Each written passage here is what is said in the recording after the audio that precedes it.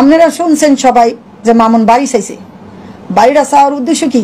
মামুন এটা ওর একটা মামুনের কাছ থেকে যাতে সরে যায় এই কারণে একটা প্লাস পয়েন্ট রাখছিল মামুনি। কেন কইছে, হ্যাঁ তুই আমার মা দেখতে পারস না, ভাই দেখতে পারস না, বাপ দেখতে পারস না, কাউরে দেখতে পারস না, খাবার দাওয়া দিতে চাস না, তোর বিয়ে করলে এরপর দিন তো আমার বাপ মারে দেখতে পারবি না, তাহলে তুই আমার ঢাকা শহর একটা 10তলা বাড়ি কিনে দে, তাহলে ওই বাড়ির ভাড়া উড়ায় আমার বাপ মা খাইবো, আর তোর আমি কেতকুলির তলে লইলে আঁকমু, এখনই আডে কেতকুলির তলে লইয়া, তা কেতকুলির তলে লইলে তোর আঁকমু, আমার এই বাড়িটা করে দিল, এক দাদা বাড়ি রেজিস্ট্রি করে দিবি, এক দাদা তোর রেজিস্ট্রি করবো, আচ্ছা দিমু, আচ্ছা দিমু, করতে করতে কখন দিবি, জন্মদিনে দিব, দেয়নি, পরে দিব দেয়নি, এর পরে দিব দেয়নি, তোর মামুন কি করছে রাখ হয়ে যাইবো গা, ওর বন্ধুরা দুইটা আইসে খবর দিছে আমার কাপড় ছুটি নিয়ে যা আমরা চলে যাবো। তখন কি করছে, যখন রওনা দিছে তখনই মামুনের গাড়ির মধ্যে লাইলা মারছে, চুলো ধরে ধরছে যখন, আর এই খামসাটিয়া তখন মামুন জিদ্দের মাথায় মামুনও আবার মারছে, ওই মারটাই মারামারি হয়েছে। হওয়ার পরে ওগুলি লাইফে দেখাইছে যে মামুন আমারে মারছে। তা যাই হোক মামুন গেছে গা, হ্যাঁ লাইলা আগে মারছে মামুনের, পরে মামুন মারছে। মামুনের চুল ধরলে মামুনের মেজাজ খারাপ হয়ে যায়, যখন চুল ধরে টান দিছে তখন মামুনের মেজাজ খারাপ হয়েছে, তখনই মামুন আবার মারছে। তা মারার পরে আমি আবার মামুনের বকাঝকা করছি, তুই কেন মারছো, মারো মার, ঠিক আছে মারির একটা ডিম আসবে, এদিকে মারতি এদিকে মারতি, তুই নাক মরবি না মারছস কা, কত সার্জারি করা, আমি টোকা দিছি অল্প ছোট করিয়া, কিন্তু কালো হয়ে গেছে গা, কত মুখ পুরা সার্জারি করা, এই জন্যে। তা আমি ওখানে এটা খারাপ দেখা গেল না, অনেক বকাঝকা করছি। আবার মানুষ ডাইকিয়া সবাই নিয়ে আবার বসছে, মামুনের কাছে 2 মাসের টাইম চাইছে, 2 মাসের মধ্যে তোমার বাড়ি কিনে দিব আমি সবকিছু। তখন অনেক মানুষ আইসা, সবাই দেখছো তো সোশ্যাল মিডিয়াতে, সবাই আইসা মামুনের মিলাই দিছে, আর মামুনের নামে একটা মামলা করছে। ওই মামলাটা বলছে যে আমার সাথে আপোষ হয়ে গেলে গা মামলাটা তুলে নিব। তখন মামুন আবার কি করছে, আপোষ হয়ে গেছে, মামলাটা তুলে নেওয়ার কথা, মামুন তো সরল সোজা, ওই আর বাকি অন্যদিকে চাইনি। তখন লাইলারে জিজ্ঞেস করছে যে লাইলা মামলা উড়াইছ? হ্যাঁ মামলা উড়ে আলাইছি। রকিকের নামে একটা ছেলে আছে, মামুনের আগে খুব ভালো ক্লোজ বন্ধু ছিল, আমার বাসায় কিন্তু ওরে রাখছি, খাওয়াইছি, ওর পাও ভেঙে গেছে, আমি ওরে সেবা বন্ধ করছি, মায়ের মতন করছি। আজকে হে ছেলে ওর সাথে হাত মিলাইছে, মিলাই মামুনের থেকে 5,000 টাকাও নিছে যে মামলা উড়াই নেব। ওই মামলা ওরা উড়ায় নেই, ওই টাকা দিয়ে মামলা আরো চালায় নিছে, মামুন জানে না। এখন হঠাৎ করে জানতেছে মামুনের ওয়ারেন্ট আইছে, তখন আমার এই মেয়ের ধরছে, ধরে এরা ওয়ারেন্ট জামিন করছে। এই জামিনটাও বাতিল করতে চাইছে, বহু চেষ্টা করছে বাতিল করার লিগা, কিন্তু পারে নাই মেয়ের লিগা, আর আমাদের কিছু ছেলে আছে, ছেলেদের কারণে পারে নাই। তা ইয়ে করছে, তা তো জামিন হয়ে গেছে, বুক ফুলে চলতেছে। এখন ও গেছে সিটাং একটা প্রোগ্রামে গেছে, আসার সময় ওই গত 4 দিন মিলে আবার এই মামলাটা করছে দর্শনের। 3 বছর যখন থাকতে পারছে, হাসমকা দর্শন করে নাই, ও কালকে মামলা করছে, এই মামলা জামিনে যা গেছে দিকে আজকে দর্শন করে লাইছে। আর ছেলে দর্শন করলো, মেয়ে কি রাজি ছিল না?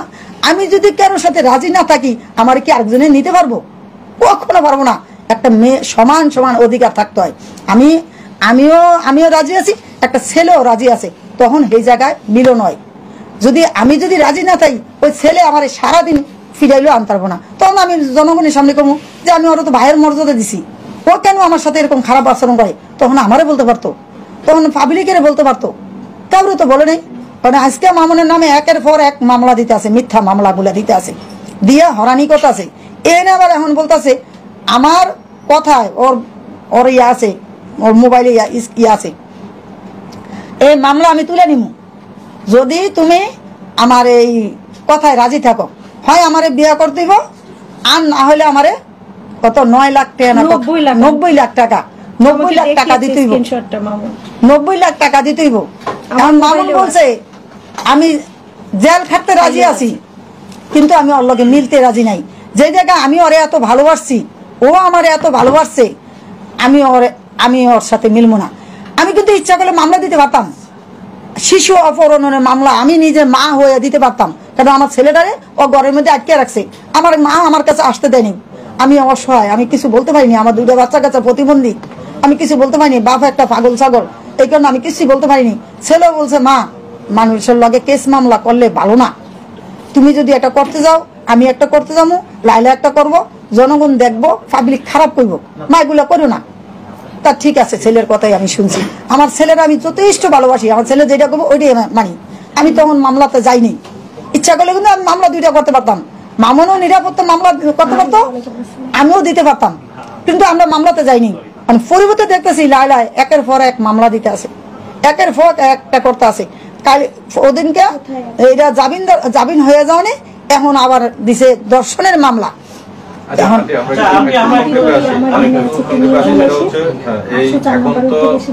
আবেদন নামঞ্জুর করেছে, কারাগারে পাঠাইছে, এখন আপনার সন্তান এই মুহূর্তে কারাগারে আছে, এখন আপনি কি চাচ্ছেন? আপনার মানে মামুনকে জামিনে ছাড়াবেন, আপনি এখন প্রত্যাশা কি? আমার একটু আল্লাহর কাছে আমি অশেষ মেহরবানি, আমি যাতে আমার ভূতের ইয়াটা পাইছি। মামুন একটু দেখতে চাচ্ছে আন্টিকে, চলে যাবে তো? আমার ভূতে যাতে যাবে ইয়াটা পাইছে, ওই যে কি কয় রিমান্ডে জামিনটা পাইছে, এতে এটা। আর আমি লাইলার ব্যাপারে কোনো কথা কইতে চাই না, আর আমি ওর সাথে মামলা মোকামিতা যাবো না। ইয়াতে সাইদনগর বাসা ভাড়া থাকতাম পরে, যেমন অত একটা সেলিব্রিটি আমার বাসায় শত শত লোক দৈনিক আসতো। আসার পরে আমি আবার গ্রামে বাড়ির কাজ ধরছি, আমি তো মা, আমি না থাকলে তো বাড়িটা একবারে ইয়ে হয়ে যায়। আমি তো বাড়ির কাজ ধরছি, তো আমার গ্রামে গিয়া যাইতে হয় গা। গ্রামে যখন যাইতে হয় গা, তখন মনে করেন আমাদের বাসায় যখন লোকজন আসে, তখন বাড়িওয়ালারা সিলাসিলি করে, আবার বাসা ছাড়ো। তো এই করতে করতে বাসা একটা ছেড়ে দিছি, মানে আরেক বাসায় গিয়ে উঠছি, সেই বাসা তো একই সমস্যা। মানে বন্ধু বান্ধব তো না করতে পারে না, যেহেতু আমার বাসা তো আবি না। যখন বন্ধুরা যদি একটা ছবি তুলতে আইতে চায় বা আসছে, মামুন কি কখনো বলতে পারবো যে আমার বাসায় আসবি না? এটা কি বলা সম্ভব? মামুন সেলিব্রিটি, এটার থেকেই আসতে আছে প্রশ্নটা। তখন আসতে আছে, তখন লাইলা আমার বলতে আছে, তখন এই লাইলার সাথে কিন্তু আগে তো একটু পরিচয় নিয়ে আসা, যেমন হালকা পাতলা দেখা সাক্ষাৎ করে, আবার ওই যে একখানে বৈশা খায়, কন্টিন করে, এই সেই এই আর কি। তখন লাইলার বাসায় যায় নাই। তখন লাইলা আবার বলতে আছে যে আন্টি, মামুন তো এই জায়গা থাকাটা নিরাপদ না, এই জায়গা থাকাটা খুবই রিস্কের ব্যাপার। আপনি থাকেন গ্রামে, বাড়ি টাড়ি করতেছেন, গ্রামে থাকেন, আমার বাসা নিচে খালি আছে, তা মামুন আমার বাসায় থাকুক। তা আমি কি, না, তোমার বাসায় থাকতে গেলে এটা কেমন দেখা যায়, খারাপ দেখা যাইতেছে না? আন্টিটা আমার নিজের বাড়ি, ও তো আমার ভাইয়ের মতন, সমস্যা কি? ও আমার বাসায় থাকুক, ও নিরাপদে থাকবো, ওর লিগে আপনার কোনো টেনশনই করা লাগবে না। এখন তো আপনার একটা ওইদিকে বাড়ির টেনশন করা লাগে, এদিকে ওর টেনশন করা লাগে। ভাই হিসাবে নিয়ে গেছে। হ্যাঁ, আমার কাছ থেকে নিচে যেটা, আমি সত্য যেটা সেটাই বলবো।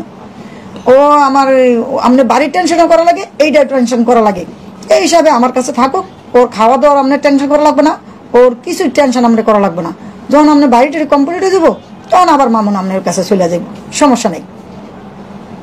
আমি কি তো এটাও তো খারাপ না, ভালোই, এটা আমি মনে করছি। ঠিক আছে, তাহলে থাকুক।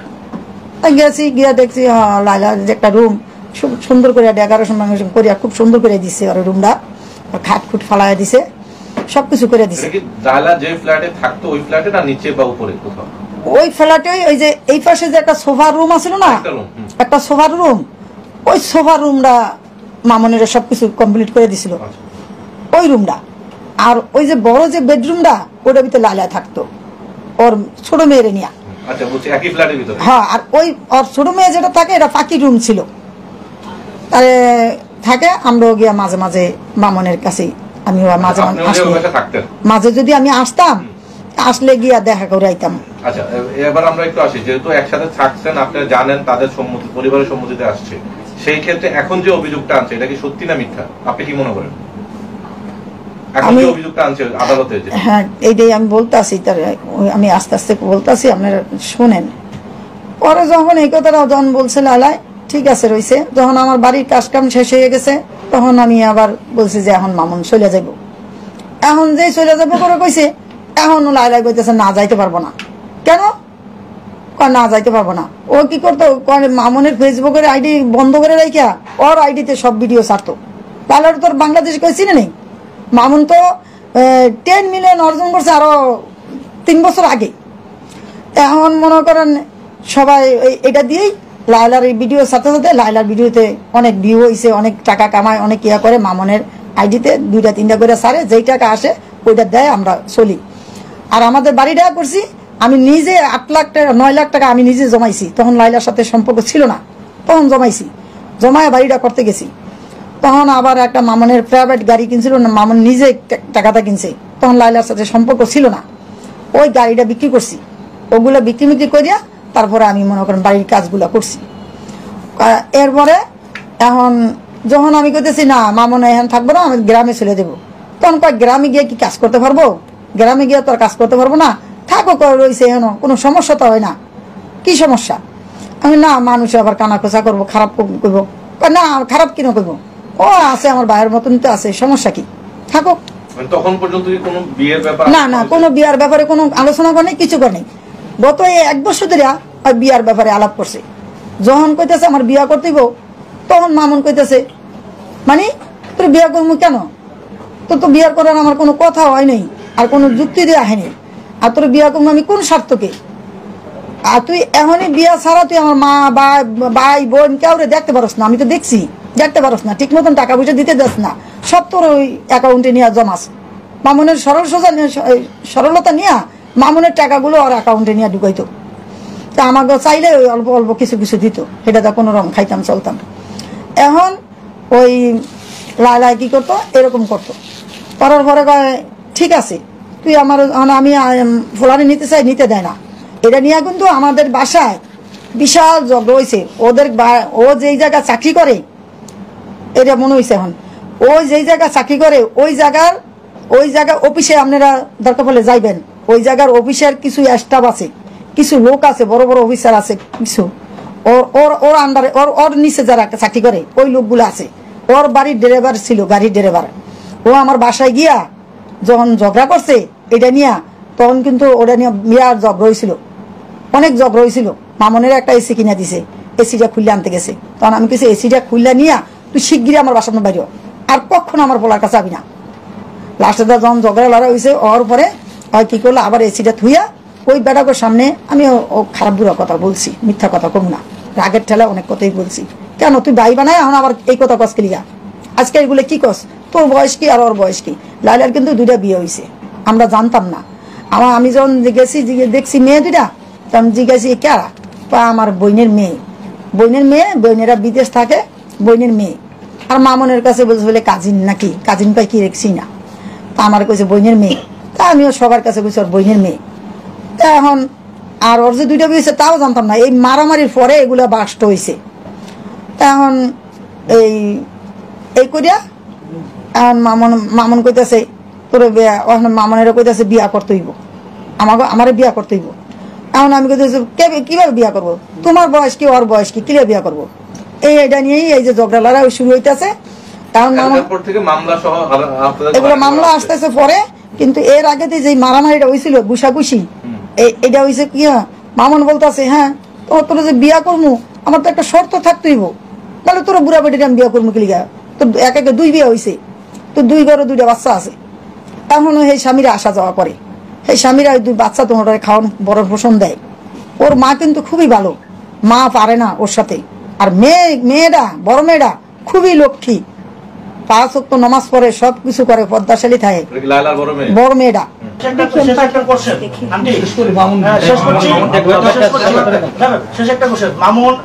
মামুন এই মুহূর্তে জেল হাজতে যাচ্ছে, আপনার 2টা ছেলে মেয়ে বাক প্রতিবন্ধী, আপনার স্বামীও মানসিক, আপনারা সবাই নিয়ে মামুনের মানে সব মিলিয়ে আপনার ঈদটা কেমন কাটবে?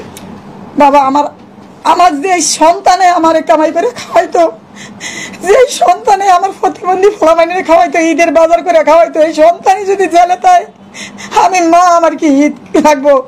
আপনি দেন গা বাবা বাইটি কেমনি চিকের বাইরে কান্তা আছে ওই জায়গায়, আমার ছেলে থাকলে আমার কেমন ঈদ কাটবো? আমার ছেলে বাড়াইছে মা তুমি কি একটা গরু কিনো গা, ছোট ছোট থেকে আমার ভাই বোন বোবা এটি আরেকজনের গোস্ত খাইবো, আমার ভাই বোন চা থাকবো, আমি ছোট দেখে একটা দিব আমার ভাই বোনে যাতে খায়, হে দিতে পারবো না, তো আমার ঈদ যার পদ্দুর ভালো যাইবো। আমার এর দূরে আবেদন, আমার সৎ ছেলেরা জেলে, আমার আপন ছেলেরা আমার পাশে যায়, এটাই আমি চাই। আমি মামলা মহদিনা করবো না, কিছু করবো না, ওই আল্লাহর যদি মেহরবানি থাকে, আমার ছেলেকে যদি আদর ভালোবাসা থাকে, তাহলে আমার ছেলে মুক্তি পাইবো আল্লাহর রহমতে।